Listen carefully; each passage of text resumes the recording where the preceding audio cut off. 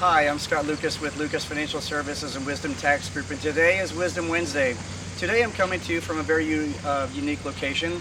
This is a location of the Ship House on Put-in-Bay, and this particular, what is now a house, used to be one of Henry Ford's ships, and the front of it was cut off and made into a home. It's owned by Bryan Kasper, who has actually created a vodka called Ship House Vodka. It's a very cool bottle. It is a model of the front of his house. Anyway, be cool looking on any bar.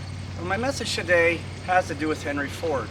And so years ago, there was a person that was interviewing a number of the different business moguls of that day, in that era.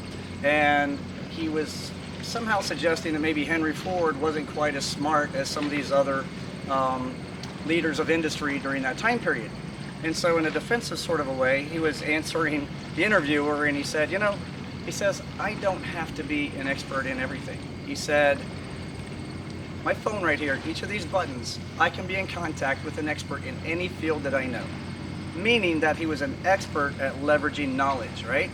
So sometimes people are a little too caught up with do it yourself, or hey, I'll save some money by doing this myself. As it relates to investing, it's a very complex field.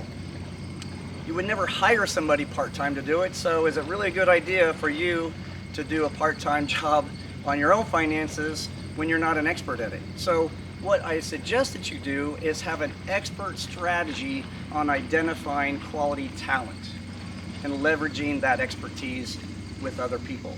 Anyway, hopefully that made some sense. It was a great story from Henry Ford. Thank you and have a great day.